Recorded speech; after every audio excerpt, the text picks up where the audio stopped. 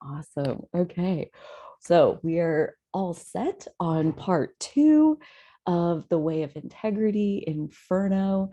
This, this whole book, I expressed last time my gratitude for Martha Beck, the author, and the book as a whole, as far as how powerful it was for me to listen to the first time and every time since then. But really, this chapter is what brought it to another level for me, as far as this summarizes so much of the spiritual journey that I like spontaneously started 6 years ago, and the process and what I went through as far as doubting my way out of hell without even really realizing that that's what I was doing. But that's what she says about, like, when you leave the dark wood of error and you go through the gate into hell, you got to meet your demons face to face, and you got to ask them, like, are you real? Is this true? Are you sure it's true? Because at the base of it, it's not the belief that, or sorry, it's not the thought that is the hell part, it's us believing the thought. And that's where a really funny memory rose to the surface, as far as when she gave the example of, like, do you have anything that comes to mind where, like, when you were younger, you were really, really, really scared of this thing, like being sucked down the bathroom drain or something like that. And then as you grew up, you basically doubted your way out of having that fear, like it doesn't really make sense because of this, and like you have a greater understanding, and because of that, you're no longer scared of being sucked down the bathroom drain. And I actually came up with one that I was really scared of when I was a child, and I'm still working on it. And that is, it's such a perfect example of how it doesn't have to be realistic or rational. If you believe that it's possible, then you can be scared of it, and it can haunt you and it can cause you suffering. And my example, I watched the movie It when I was like 6 with my dad, and it's about a clown in the sewer.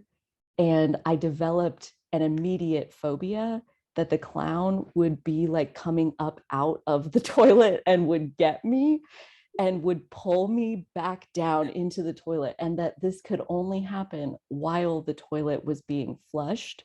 That was a very specific part of when they would be able to get me. And there are days where, especially in the middle of the night, like when it's dark, where this fear still comes to me, where I still have the thought about the clown toilet monster is gonna get me. Like, I'm an adult, I think, as far as like any definition I've ever heard. Like, I'm pretty much doing it. And yet, maybe there's a clown that might come up through the toilet and get me. And there's a small part of me that's still scared of that. And so, like, these hell thoughts, like, they can be absurd like that, or they can be more common ones, maybe, where she said all of us on some level are working on some form of, I'm not lovable, I'm not good enough, I'm not right enough, whatever however you think about it. And that was another piece that came up, as far as how, like, doubting my way out of hell. I genuinely believed that no one could ever love me. And that was so much of like my jealousy and my anger around that, and my suffering then in all of that toxic emotion. And when I went to my therapist, this is what kicked off my spiritual path. She listened to me talk for like a couple minutes and then gets up and gets me the deservability treatment. And we discovered together that you're right. I don't think I'm worth much of anything. And no, like, looping that thought and being afraid that other people are going to figure out that I'm not worth anything, that as soon as they do, they're just going to find somebody better. And of course, they're going to leave me. Like, this was my reality. I believed it wholeheartedly. Of course, it's true. And then she gave me the deservability treatment. And for a couple months, I read it to myself in the mirror like multiple times a day. And plus found Abraham Hicks at the same time. And between that combination of things, really, really understood that the things that we think that make us suffer are not true. They are not in alignment with our inner being. Our inner being does not think those things. The only reason we suffer is because we are seeing it very differently than our inner being sees it. And so when I think I'm not loved and it makes me suffer, it's because it's not true. And so Abraham's got it, teaching me this on this side, and I'm doing the deservability treatment. And it was like over time, very, very gradually, the truth of maybe I am lovable, like that question mark, like got quieter, and the truth of it got louder. And as the truth of that one got louder, this naturally, like, it would still come up, but it's like, that's not really true, because this person thinks I'm pretty cool, and this person, they seem to like me okay. Like, I started talking myself into it. Like, she talks about doubting your demons. You got to like ask them some questions enough to come up with why what they're saying is maybe true, maybe not true. Asking ourselves constantly, whenever we're suffering, are you sure? Are you sure that's true? And, she points out in the book, we can't really ever be sure of anything. So technically, like, why suffer?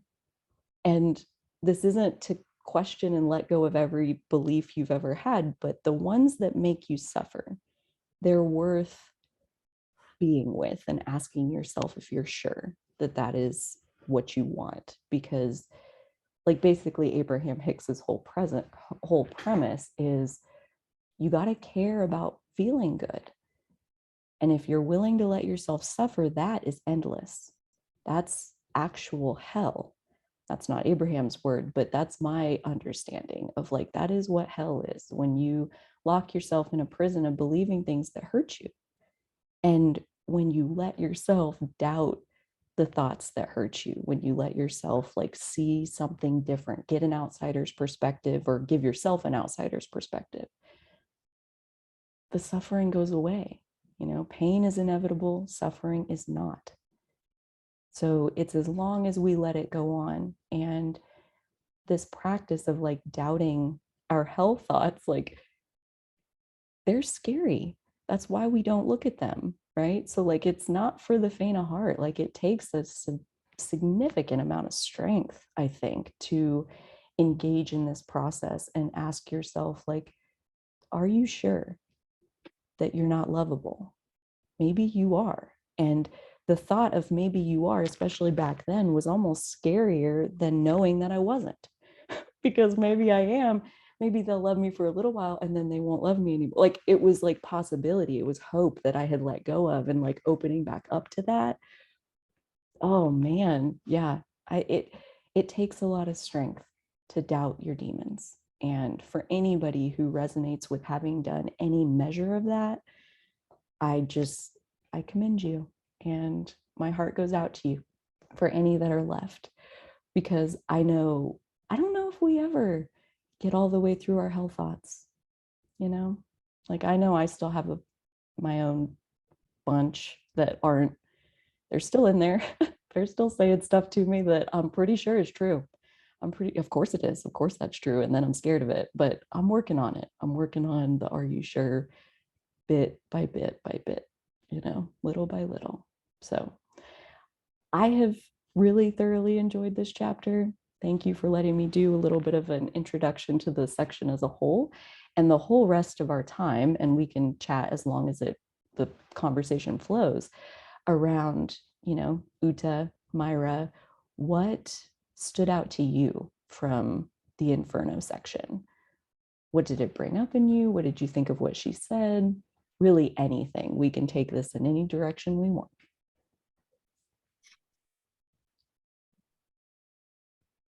Well, I agree with what you just said, and that a belief is a thought you keep thinking, as Abraham says, and how we will hold on so tight to that. And then she talked about culture, what culture thinks, and how we try to fit in, and it's just a recipe for disaster. she talked about how that affected her health. As Uta was saying before we started, something that stuck out to me too is walking the cat back. And I have a cat sitting on my lap right now, but that's a good tool. And I just had an opportunity to put that into effect today. So, oh my gosh, real helpful, real helpful. It's like, where did I kind of get myself into this situation? So there's so many good tools. would you feel comfortable sharing a little bit about, like, for those who may be watching who don't know, like, what is the walking back the cat, and then maybe like how did you apply it? Or Sure. yeah. I was talking to a family member, and I think family can sometimes put you into a certain state of mind. And I'm starting a program that I'd like to be certified in something. And it's kind of a not very mainstream. And I was sharing this with a family member, and the reaction I got wasn't what I was hoping for, but I knew going into it that it probably wouldn't. I mean, I didn't realize it wasn't at the surface, but using the exercise by going backwards, I knew this would be something that I could share with this person and get a response I wanted to. I mean, but I did it anyway. Yeah. And I wasn't conscious of that. And my feelings got hurt. And then I got angry. And I'm like, well, that just ruins everything. I got into a real snit. I didn't say anything to the person, but I, quietly, I'm grumbling about it. But when I kind of went backwards, and what possessed me to share this? So, and I think I just wanted some kind of impossible validation from someone that wasn't capable of giving it, so a very, loving, kind person, just someone on a different path than me is all. So I wanted an impossible thing. And if I would have thought about it, I would have handled it different. But I hope that made sense. It definitely did. And it sounds a lot like her example in the book where she ate the eggs. Yes. Right? Like that was her example of, like, she knows eggs make her sick and she ate them anyway. Why would you eat the thing that you know is going to make you sick? And she worked it backwards to where she figured out, like, she had diverged from her truth at some point, separate from the eggs. And the eggs were like her true nature rebelling or something, like, was kind of how she worked through it. Yeah. Yeah. Oh gosh. Uta, what about we'll come back to you, Myra, a bunch, I'm sure. Yeah, Uta, what stood out to you about the book? I certainly related to what Myra's experience is, because I find myself in that position still too frequently, where I know that they're not ready to receive what I have to give, but because I have such limited contacts, I throw it out there and go, oh, shouldn't have done that. Wasn't the right place. So it just invalidates me further, makes me feel more at odds with myself and what I have to offer when I put it out there to those who aren't able to receive. Yeah. That makes sense. So yeah, it's like why do we do that? When you know they can't give you what you want, why do you keep doing it? Because they're family or close, or maybe they'll get it. Maybe it'll help them. I don't know. It's like I think that's part of the struggle, is why I feel like I need to find my audience, because otherwise I'm making people my audience that aren't. Yeah, can't really make people our audience. Doesn't really work. The room. You don't want to start talking about something if you're in the wrong location. So timing and the openness, I mean, it matters. Like, being ready to express is definitely part of it, but also the timing of where and when and how and what you say and how you be and all the things. I mean, yeah, them being able to receive it is the timing piece, I think. And it is But then it loops back into the integrity piece, like you want to speak your truth. You don't want to kind of just go along with the predominant view or whatever, just to make things smooth and easy either. Totally. If you're not speaking your truth in a situation, then it starts getting kind of muddy. Let me ask you this, and this is a question I'm going to ponder myself, but is it true that you need an audience to speak your truth? No. You want to say more about that? I was thinking about in the book, for example, when she had her baby that had Down syndrome, and that moment where she realized, I think she was really tired one night and he was asleep, and she realized that all her worry, all these things she was worried about other people thinking, and the choice that she made suddenly just left. And it was a quiet moment. She was alone. There was no one pushing their beliefs on her. And she realized for herself, within herself, that she made the right choice. And this is exactly how things are supposed to be. But, and being human, she gave more examples going forward about choices that she made. And when she was a professor at Brigham Young and a student, where did she go to school? Harvard. Yeah. How could I forget that? Right. And kind of a big deal. And so how she had to play different roles from because of the way people reacted and their opinions, and how she tried to just kind of go down the middle and ended up getting really ill.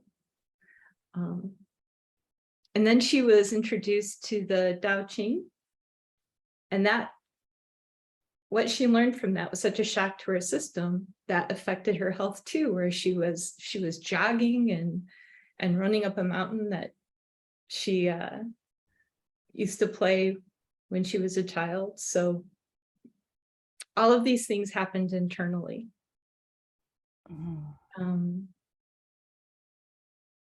Which kind of, all these people were telling her things, but all the choices she finally made happened within her. And that's what released a lot of the frustrations that she had. And once she released those, then she was on her way. Yeah. What do you think about that, Uta?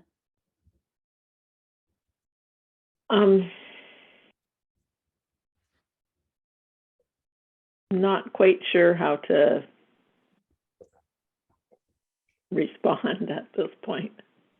Well, and going back to the question itself of like, is it true that you need an audience to speak your truth? Well, no. I mean, your truth is your truth, but if you find yourself spending a lot of time in isolation, it's hard not to feel that something is amiss and that you're either missing something about how you come across and how you react or interact.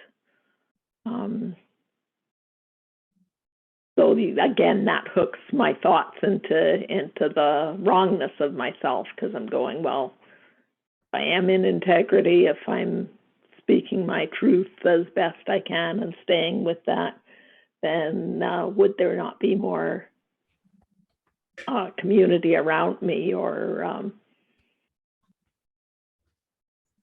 so it's that sword edge that I keep balancing on. How does it feel when the conclusion comes that there must be something wrong with me. Like, you must be wrong. Otherwise, there would be more. How does that feel? Not good. I gotta think. And it really reminds me of the just world, whatever she called it, where kids, like, they learn that good things happen to good people and bad things happen to bad people. So if bad things are happening to me, it's not because the world is, whatever, and we're here for more than just happiness. It's because I must be bad. And so it's very, very common for kids to learn self-blame early on when bad things happen, because the only reason bad things happen is if you're a bad person. And that's a really good one to sit with. Are you sure? Are you sure it works like that? Because, yeah. Are you sure that Yeah, you're no, supposed to be surrounded by community right now? That sounds like not your business, God's business, you know? and I sense that this is all in shift, which you pointed out a few times. And I had a vision of this suspended bridge and me coming to the middle of it, and it's like it's not quite there yet. If you try and move into the middle of the bridge, the whole thing is going to explode on you. But it's there.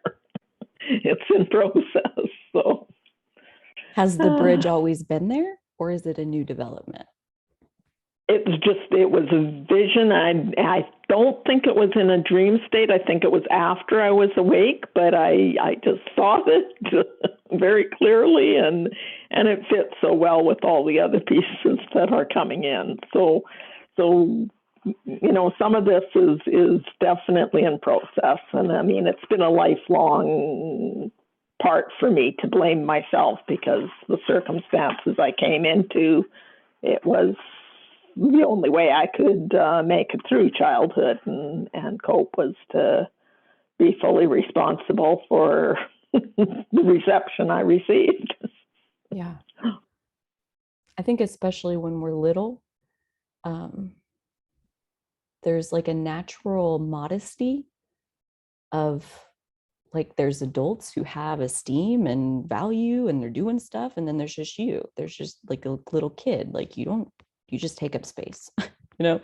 And there becomes like, especially if bad things are happening to you, you're bad and you have no power, can be like a very common conclusion to reach out of those circumstances. And kind of like what we were saying before we started the recording, as far as those of us that came in to hard childhoods, like, oh, just so much love and respect and solidarity in thank you for the lessons that you came here to learn.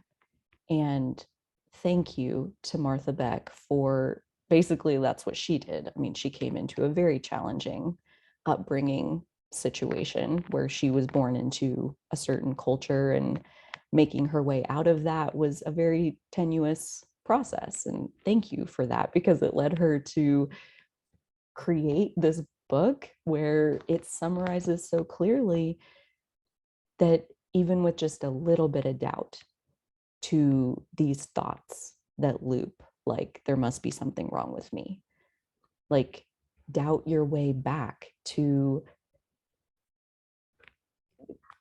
yeah, to the bigger picture, to a different perspective, to something that helps you relax, to kind of like pull that inner teacher concept in from the first part. Like, when we think a thought that aligns with who we really are, our physical body relaxes. And when we think a thought that is in opposition to who we really are, our physical body feels the pain and suffering of that every time. That's like Abraham Hicks's whole thing, is like how to feel what your thoughts are doing to you. So yeah, like, Uta, I feel like yours, I mean, we've talked about this a couple times now. It's like, but it's so relatable. It's like you're in the part where maybe the old story, or like the fear thoughts, the hell thoughts, like they're still there. They're still very present. But at the same time, like, there's new momentum that's starting to like tip the scales, where you're having visions of new things developing in your world. Like that bridge feels like a path out of isolation, right? But it's not ready yet. And so is that okay? Like, is it true that it's supposed to already be ready? Can we know that that's true? Yeah, it's letting go of that sense of judgment of not doing it fast enough, not doing it good enough, Yeah. not somehow That it's, and just yeah. Is it true that it's not fast enough? Is it true that it's not good enough? Every single one of those needs a giant question mark placed on top of it. And yeah, but I do feel like you know, there's almost like two completely different versions of your story that come out sometimes. Like there's the future, what you want and where you're headed, and like the momentum might be slow, but it's starting to build. And then there's the version that, is full of the history of, what you've lived before. And that's where, like, I think kind of like what Abraham teaches, like we can only think one thought at a time. So we aren't ever telling both of those stories at the same time. And so, like, every time we're thinking thoughts that hurt us, we're building momentum in that direction of more of that. And when we think thoughts that relax us, we're building momentum towards greater integrity. Like yeah, like what I've experienced in my practice with this is like 4 steps forward and then 3 steps back, and then 2 steps forward, 1 step back, 2 steps forward, 4 steps back. Like, I mean, you can stay in the same neighborhood for a while, like as we unravel the falseness of these beliefs. Like me believing so surely that I'm not lovable, that one took me years to unravel. The thought I'm ugly took me years to unravel. Like, and I think on some level, I am still working on both of those, but they've come a long ways from where they once were, where they were causing me a lot of pain and suffering. So Uta, I think you're doing such a good job, I think is my point with this. I think you've come so far in your lifetime. And my personal beliefs, what brings me the greatest relaxation is to think that you are exactly where you knew you would be right now, right here. I've got that message from a tarot reading several times over the last couple of days, which I know that, like, you're right about that dramatic shift. Like I moved from one side to the other, and I'm well aware of it. Yeah. But in a sense, part of what's kept me trapped is that deep, deep desire to know truth, and all of the pieces that were put into place in my programming and conditioning about truth, and even beyond that, like the psychology that I learned when I was, like a teenager, which is many years ago. So all of those pieces tend to focus on what's wrong with you, and every time I delve into spiritual work or trying to anything that is pointing at self-improvement is pointing 4 fingers back at what's wrong with you, kind of thing. So I have to be very careful in undertaking spiritual growth, in a sense, because it often like there might be 13,000 things saying that I'm perfect and wonderful, but then there's the part that says you have to move out of your comfort zone and grow and do all of these things, and I will focus on that part rather than the ones that are already good and working. It's like trying to motivate yourself through flagellation or something, and even seeing those patterns, I still sometimes go, yes, but which one is truer truth? And the odds were so high for me because eternal damnation and hellfire and punishment just felt like, oh, I want to get it right or I won't move at all. Myra, I But I'm, see you really nodding. I was just saying, Myra, I see you really nodding. Oh with, no, I fell for, I'm feeling for what she's going through. yeah, And when you were talking before, I remember hearing how when you're more in alignment with where you need to be, you're calmer. It's just a natural calm takes over. And then when you're off in the weeds, that's when that agitation can kick in. So listening to Uta, trying to walk that line, you know, I feel for you, Uta. So, but you're in a great place right now with some support. And I hope that helps that sense of isolation.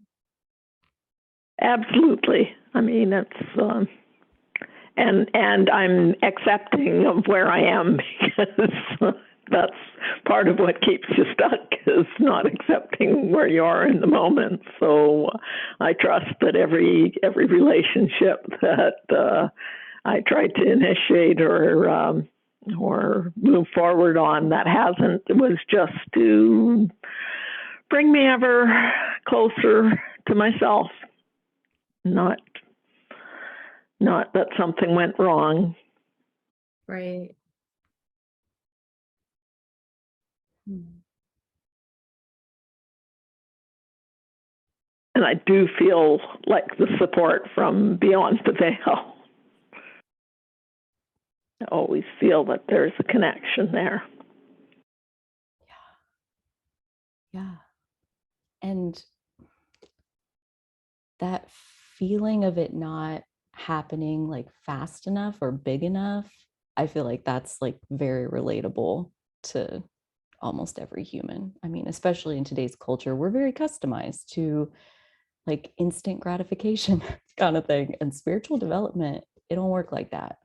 You know, like it's like one incremental shift in our vibration at a time. And it's, especially when we're in the middle of it, it's like it's happening so slowly that you can kind of convince yourself like it's not happening at all. And I think that right there, this is my own personal opinion, I think that is what keeps most people's from moving faster, is what Abraham calls taking score of what's going on the physical plane. Because when we look at what's happening around us, what we're manifesting physically, that is such old news. That's like our old vibration is what brings the current circumstances. So our right now vibration is so much further ahead. And then we stop and look around us to be like, did I manifest my audience yet? And the answer is no. And it tanks our vibration, and the leading edge comes back to the current right now reality. And that is the definition of 4 steps forward, 4 steps back, 4 steps forward, 4 steps back. And you just stay right there. I think there's a lot of people in that dance of taking score on the physical plane, and you just can't do that. You got to be in it for real for the fun. And until you are disappointed with what the physical manifestation is. Absolutely. It's like the universe gifted me with a wonderful meetup with Janine. And then I went through my birthday, and I was all alone on my birthday. And instead of focusing on the beauty of that new relationship that was coming in my life, I self-isolated and kind of went back to as if nothing had shifted or changed. So, yeah, I definitely, it's like, yes, but I'm still alone on my birthday instead of, wow, I had a wonderful meetup dinner with a new friend. So yeah, I definitely can get in my own way and sabotage my own. It's like I guess comes back to the worthiness part. Like if you start getting what you want, then it's like so many things have to shift around that, and sometimes we just hold on to what we've known rather than the possibilities, because we don't even know what the possibilities are, and our minds and our egos sometimes would rather just stay in the known zone than venture beyond that. So I think that's part of why the self-sabotage or stepping backwards can take place so readily. Oh, I definitely think you're right about that. I mean, and what's easy, like you're kind of saying, like, it's easy to do this, it's easy to sabotage ourselves. Like, easy is just what we've practiced. So as you practice telling the story about how blessed you are, you build the momentum. It's like, on the left hand, I've been lifting weights on this one my whole life, and I can do a 45-pound and I can curl it, and I just do this all day long. And I've never once used my right hand. And I pick up a 5-pound weight and I do it twice, and it's like, it hurts, it's hard. Of course it is. You've never done it before. And the fact that like this one's easier doesn't mean you should keep doing it. Like, does it make you feel relaxed, or does it suffer? Does it make you suffer?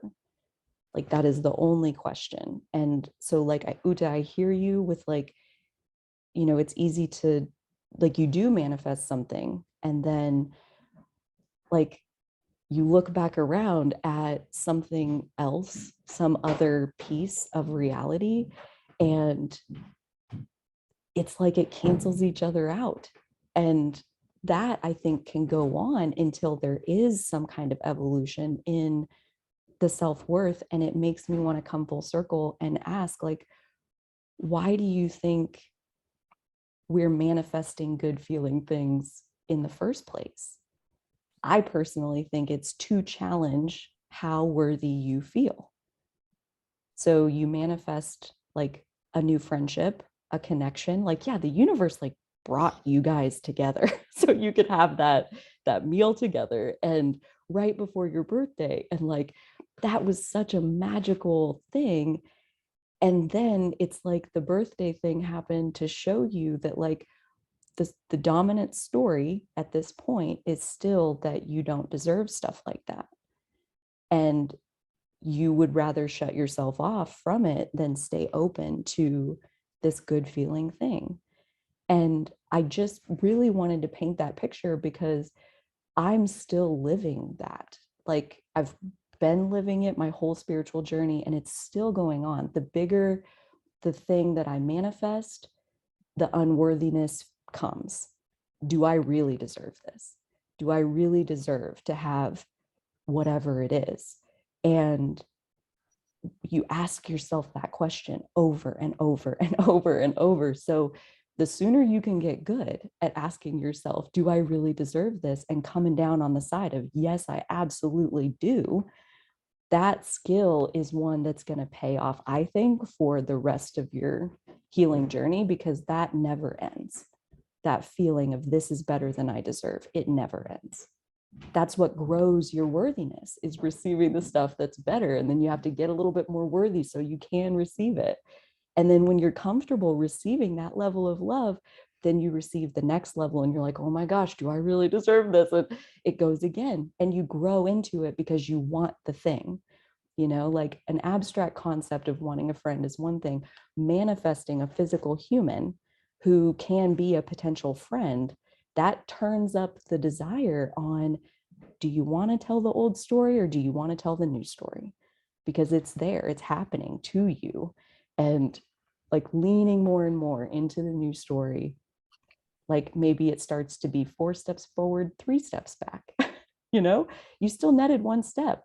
That's good. You're clearly doing that because you're manifesting new things into your world. So I know you're headed in the right direction. I know you're not completely stuck. And if you would talk more about the direction you're heading in and question those old stories about why it hasn't happened already, with the, is it true? Are you sure it should have happened already? Those kinds of things. Like, I think it would happen even faster. Not that it's not happening already, but This is Yeah. how so cool. Because yeah, I don't think we're ever really done exercising our health thoughts. What do you guys think about that?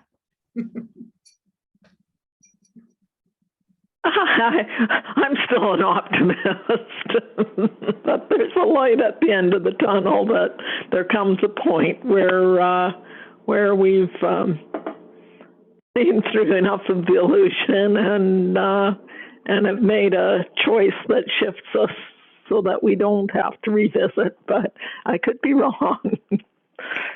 I agree that point exists, and personally, I think it's when we die and we reemerge into source energy. But while we're on Earth, we came here to learn, so the contrast isn't going anywhere. I think that's, yeah, I don't know. You believe whatever you want, Uta, and if it makes you feel better that someday it'll be over, that makes you relax, then go for it. But I gotta think, doesn't that just perpetuate that, like, good things should be happening to me? Like, the fact that bad things keep happening must mean like I'm not where I want to be or whatever. Like, I don't think it's so much a matter of good and bad things happening to me. I think you reach a point where there is no good and bad. It's all is, like the masters have done.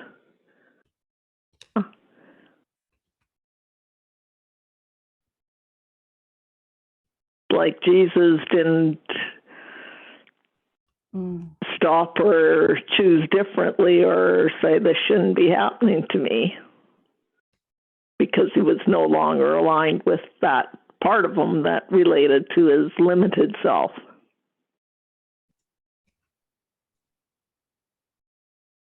so how do you think you can like move in that direction, like a 1-degree turn?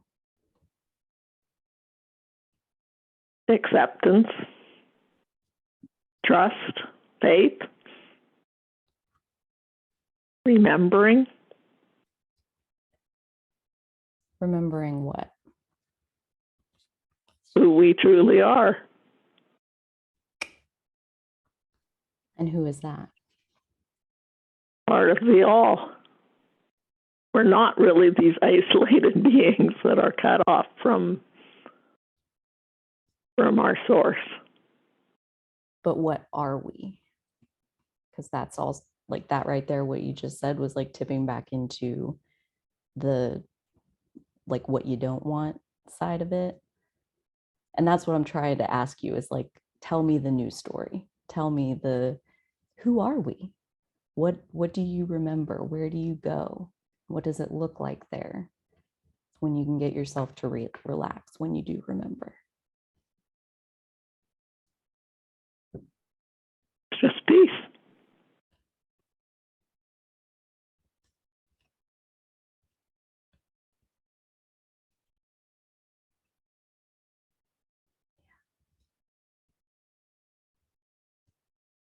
But it gets hijacked by the mind very easily. Like right now. Like, yeah. That's what I'm saying. Like, I think the one side, it's so dominant, it's so easy to go there. And the other side, it's new.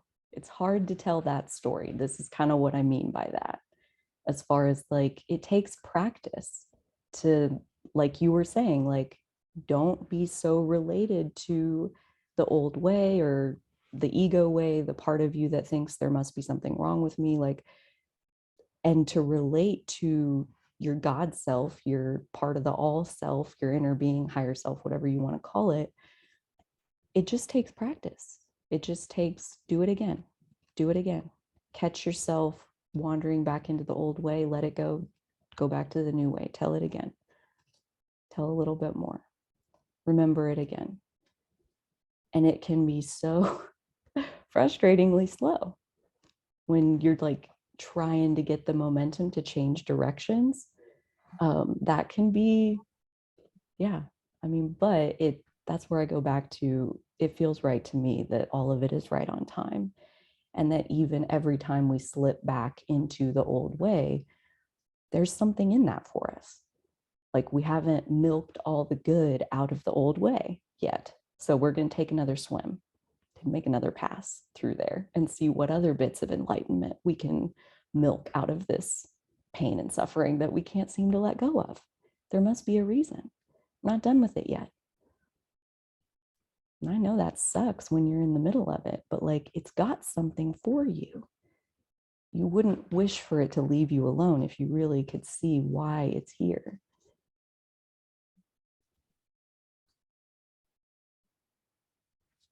I agree. Yeah. Let's practice that one. Like, why do you think this is right on time?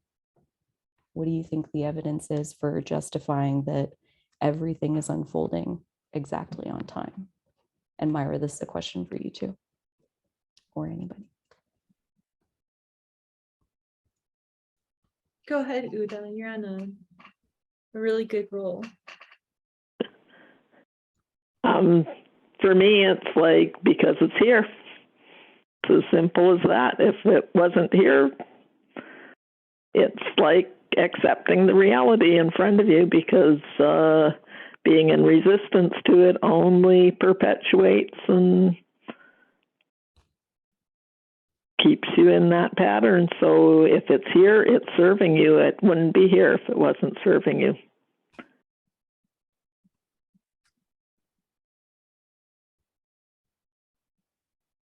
Do you want to add to that, Myra?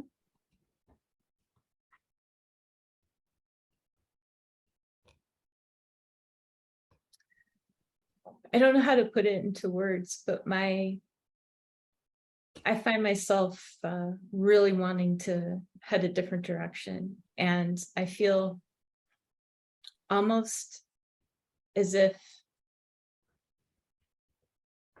it's a fun opportunity and it's a relief to not, whenever I hear information that you don't have to be in a certain place, I get to unburden myself. I get to take that, just set it down, and it's such a relief, and it makes me excited about it. I'm like, oh, I don't have to do that. Oh, thanks for reminding me.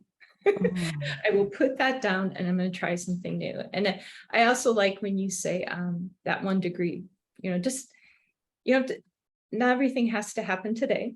Yeah. But just, try something else, just see how that feels. And I'm excited by it. Yeah. Not that I don't make a mistake and fall into a pattern, but I'm trying to I don't know, just take joy in simpler things and not feel like I have to be like other people or have certain things that our culture expects us. I think our culture does. Yeah. Expects of us. It's a wonderful relief for me. Yeah. Well, and I love that you brought excitement into it, because when you're feeling excitement, that's like the strength of the momentum in the direction of what you want, right? Like that's kind of what we're talking about, as far as like, maybe your old way can do a 45, but your new way can do like a 20 or 25. Like you're really getting something going on the other side. Yeah. Oh yeah, you're killing it. You're really yeah, like getting it to go in a different direction. That's actually something that Uta mentioned on a live stream a while back that really stuck with me. That like we were talking about having fun. I forget what context we were talking about it in, as far, I think it was on the fear live stream actually, and how like we were talking about like basically choosing fun and like filling your time with fun things and whatever. And Uta, I don't remember if you, or I don't know if you remember typing this in the chat, but I think it was something to the effect of like, how do I know what's fun for me? Do you remember this? That sounds like something I would say, because it's part of the thing. Sounds it's like me. Get the advice to do fun things, and especially Abram is big on that, but there's others as well that just focus on the next best thing and what you would enjoy. And it's like, oh, okay, I don't know. Yeah. And again, I think this is so relatable. This is like the new hand barely being able to lift a 5-pound weight. This is your momentum is slowing on the old direction, but there isn't like a new momentum building yet. And so much of this, I remember like vividly when Abraham very first found me and gave me that advice to like have more fun. I'm like, no, I need to figure it out. I need to like blah, blah. It was I didn't like lean right into it immediately, but within a few months I could really see how like granting myself the fun things and like choosing to spend my time, especially early in the day, especially before I went and dealt with a single other person, choosing to like have fun myself, like it was life changing. That's like essentially what Abraham is like preaching to us, is like take care of yourself, like soothe your vibration into a good feeling place. And so much of how we do that is to have fun, to play, and to Uta, I really wonder if like your reasoning might not be similar to mine, as far as like I feel like I didn't really have a typical childhood, in the sense that like a child plays and has fun and is whimsical and carefree. I didn't come in like that. I'm like Benjamin Button over here, like aging in reverse, and I'm having my childhood right freaking now. And it's going really well, super fun. But easing myself into fun felt so foreign to me. It was like a deliberate effort. And your question really took me back to that time of feeling like I have no idea where to begin in delighting myself. I am not familiar with what delights me. I don't know. And that's a problem. That's a big gap in how you can push on the gas pedal to get your momentum going in the direction that you want it to go. Like, and my advice in that is kind of how I take life in general, which is to experiment, and also to draw on, I gotta think you've had fun before in your life, like at least a couple of times, probably. So start there with like, when you think of what's fun for you, kind of what memories come to the surface from the past, but then also like, what have you always wanted to try? Or Play-Doh is the example that always comes to my mind, because that is one thing from childhood that I could play with Play-Doh for hours, and I still have not gotten myself some. I need to like write it down. I feel like it'll be here in the perfect time, but I've like done paint by numbers or got to etch a sketch. I like just spend time sketching or playing with my dogs or dancing to music or even just listening to music. Like a bubble bath with candles and a cheeseburger, that's like a 10 out of 10 on my list of what's fun, with like my perfect playlist, the cheeseburger, probably a couple beers, candles, and dark outside, to where it's just a candlelit cheeseburger in the bath.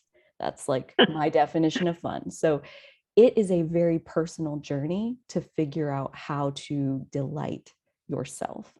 And it seems like this conversation and, the one a couple of weeks ago where you asked the question initially, it's like this is coming to the surface, like wanting some attention. And this is part of how you pivot off of the old story onto the new story, is like, instead of, as soon as you recognize that you are in the old story, how could I get myself some fun in this moment? Like, what could I do that would make this moment 1% more fun? And maybe that's turning the music on, or go get yourself a glass of water, or like go outside, or I mean, it can be so simple to make it 1% more fun or feel 1% better in that moment. But yeah, it's just, It always brings me up to, sorry, Myra was trying to say something. no, that was me. You go ahead. Okay. It always brings me up to the fun things I generally think of as being done with others. And So like I go, oh, it'd be fun to go whitewater rafting, but I don't want to do it on my own. I don't, like there's things that I would enjoy doing, but it's like, okay, so how do I find the opportunity and the people to do it with? Because alone, it just kind of makes me feel more alone. No, you try. You want the fun. So this is that part that you hate where you're going to have to be a little uncomfortable and you're going to have to go towards the fun. So that looks like whitewater rafting is a perfect example of, I guarantee you, you could show up as a single and get in a boat with 7 other people and have a ride down the river. Guarantee that's available, probably within your area, probably not the right season for it, but no, not the right those season, opportunities are out there. So the difference between fun and no fun, the people who have fun are the people who try to have fun, period. That's all it takes, is trying. And you don't have to do anything bigger than that. So if you're not ready to go meet 7 strangers, start smaller. Like this is a perfect example of where it's already unfolding. Like you're in the middle right now of having a deep conversation with somebody, something that you talk about wanting a lot. And mostly you're talking about how you can't have it or how it hasn't happened, or you're telling that story, and we're here. We're right here. What do you think about that? It's true. I did. I bought myself some snorkel and like not scuba diving, snorkeling gear a while ago. It was on sale for such a good price, and I thought I loved snorkeling when I did that. I am going to buy this gear and hope that I find an opportunity to put it to use. And that's really unusual for me. I tend not to buy things at all, and especially not new things. If I buy something, it's at the secondhand store, but even that's rare. So I think it's a piece in the right direction. Yeah. Acknowledging that you are moving in the right direction is a 1-degree turn that we can make from anywhere that we are. It's like, and I know you say like acceptance a lot, but like even that can kind of have some resistance in it.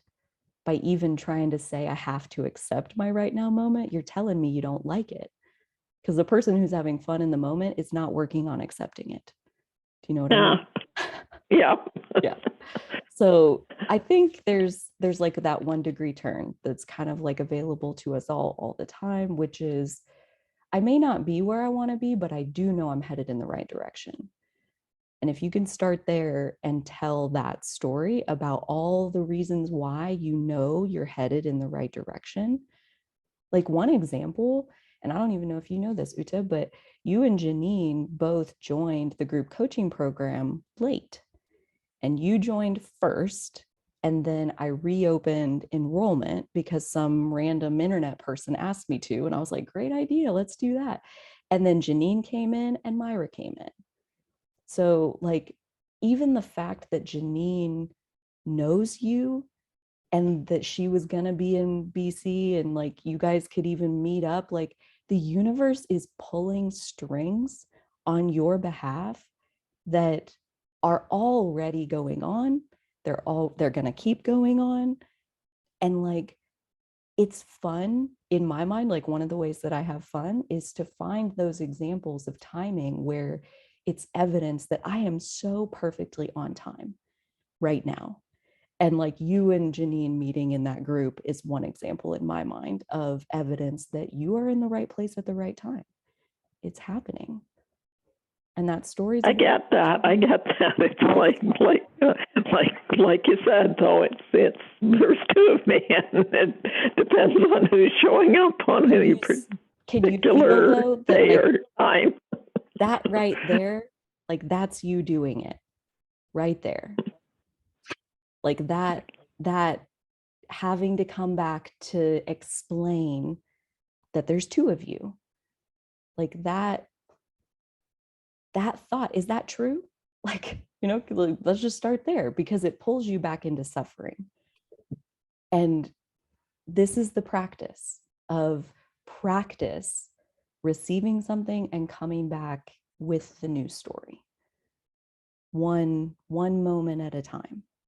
Because right now, I mean, you're living the side of you that you want to be living more of, and you're in the moment. Like, this part of you is clearly dominant. Your phone connected, you're able to participate today. Like, this is dominant, and you won't talk to us about it, or it's hard to talk about that, the new momentum.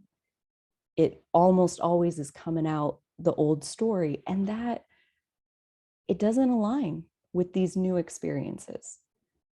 It doesn't let them come to you faster, which they totally would be if you could practice this new side of the story a little bit, like in those 1 degree turns of how are you heading in the right direction? How is it getting better and better and better? Does that make sense? It does. I actually felt like my momentum had shifted to the positive just before you said that, but it definitely can go either direction. So just to pay attention and choose the direction as much as I can makes sense. Yeah. To lean towards what feels a little bit better and a little bit better. Yeah. Got to doubt our way out of hell. Got to poke some holes one by one in that old story until it can't hold water. You laugh when you tell it because, God, this old thing again? No, no. I've told that story for the last time, and you just laugh and let it go. And at that point, you've erased its momentum. You've let all the air out of the balloon when you can laugh at it when it comes up and you just head off in a different direction. Yeah. Yeah. Actually, I think, isn't that on your gene keys? Didn't that come up when it's something about like learning to laugh at your drama? Like that's your line on the attraction bubble or some random thing like that. Like, I'm pretty sure that was on there, as far as like that's what you're practicing, is like laughing at the dramas of life, which kind of ties in here. I know you said you've been in the gene keys a lot. Yeah. There's a lot of stuff in there though, and I'm not very good at remembering details. I read things and I have to reread them. Girl, you're killing me with this old story. Huh. I think you're gonna look back. I think you're gonna watch this recording and something is really shifting in this conversation where you're gonna be able to see it more than ever before. Like, just right there, I took us in an exciting direction. I know it's exciting. I know it's fun for you. You've told me multiple times how you're enjoying the Gene Keys. And instead of taking my excitement and adding to it, you said, I'm not very good at this thing. You're great. I do love You're wonderful. So you're doing it. You don't have to tell that story. You don't have to defend. Yeah. This makes me think of Byron Katie, to add another tool about, and she talks about it in the book too, telling that story. And people at the end of it laughing because they've realized, oh, yeah, I can let that go. I know. I wish I could do what she does, where it just seems like she unconditionally loves until you get it. Like you can feel your own unconditional love. And yeah, I don't have near the momentum going at this point that she has going in her work, but I aspire to that. Yeah. By far, like one of my greatest role models where I can see that is where I'm headed. Oh, you totally are. Yeah. Pretty sure. I'm not, like I have varied success at this point with different different moments. But I do hold to love as best I can. And with that, like mostly love of myself. And it really does come back to that whole just world principle around like believing that I am good and that like my God loves me no matter what. And that's one where like I have intentionally practiced and practiced and practiced and practiced and practiced that story, writing in my journal over and over and over and over about how my God loves me and how divine this guidance system of mine is that lets me navigate thought by thought, turn by turn towards who I was born to be. I am so grateful for all of the teachers, Byron Katie, Martha Beck, on and on and on, who have turned their own pain and suffering into magic that they have shared with us to help us alchemize our own pain and suffering. And because they've done it, I know I'm capable of doing it. Yeah. I know I am doing it. Dude, practice the new story on purpose because it feels freaking good to tell that version.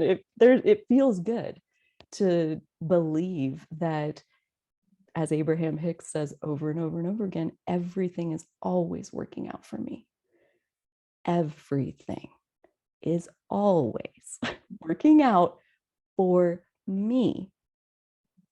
Me of all people, me, the unworthy one. Like, why is it working out for me? That everything is always working out for me, combined with the deservability treatment, changed my freaking life. And I am so grateful. Oh, and I tell that story as often as I possibly can about the turning point, the unlocking, the liberating myself from the falsehood of what I used to believe, and how you can use that same technique on any thought that ever makes you feel bad. If you get it one time, you can do it over and over and over again. Keep telling that story. Abraham Hicks talks about that too. And she would refer to Jerry telling the story all the time and making it happen.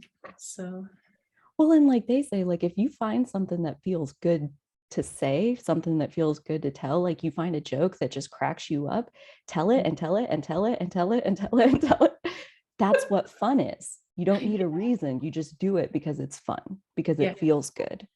And you don't have to have proof or evidence or justification or permission slips, or it doesn't have to be serving some grand purpose. It just has to make you feel good. Yeah. why not? Why not? Indeed. Spoken like someone who's got some momentum going on believing that they deserve good things. Yeah. Yeah. Why not? Why not me? That's like maybe not all the way there, right? Like I know for certain that I'm loved and I'm God, all that, but why not me? You know, that doubt is clearly alive in it could happen. It's possible. I could see it. And like even in that, like, yeah, there's still uncertainty, but it's so much smaller than, well, it probably can happen for other people, but you know, I'm not very good at this and it hasn't happened yet and it should have been here already. Like that person doesn't really believe that they can have it. And I know that because I used to be that person, believing that I'm not lovable, I'm ugly, whatever the stories are that we tell ourselves. The clown's going to get me through the toilet. Dude, we got weird stories up in our heads that you got to think they landed there for a reason, right? Like, I'm scared of the clown in the toilet for a reason. I think so. I don't know. I don't know why that is, but I like the idea that there is a reason. Yeah. Yeah. So creative too. What? The story that Carly told herself. And you know, the flush is opening the portal. It makes sense to me. Which meant it was under my control, which meant that here's how it worked out as far as like that meant that as soon as you push flush, you got to be like ready like this. Like, so you can like run for your life back to the bed as soon as you push the flush. So you got to outrun the clown arm that you know is coming out of the toilet the second you open the portal. Yeah, exactly. So, I had it really worked out. I knew that that's what was going on. I was sure of it. And I was terrified of flushing the toilet for, sometimes still. So that means that you definitely closed the lid on the toilet, which is a good thing, right? I don't think so. And wouldn't that be such a smart solution? Good God. Like I could just push it down and then flush and be like, you just stay in there. See, I didn't believe that I had the power. And so I didn't. All I had to do was close the toilet lid. Uta, you're a genius. Genius. Genius. What a practical solution to that pesky clown coming out of my toilet. Well, he's probably trying to alert you that there could be bacteria. They say when you flush, that's why I learned to close my lid, because they claim that your toothbrush, if it's within so far, can be spewed with bacteria. Interesting. Whether it's true or not, I don't know. How does it feel to believe that would be my question. Well, it made me close the toilet lid because it's not that big a undertaking. And I don't worry about it overly much. I tend not to worry about physical health things because I generally do really well on that front. It's like in almost every way, my life is blessed and magical. Just been a few areas. So I'll focus on the ones that are working well. And Good.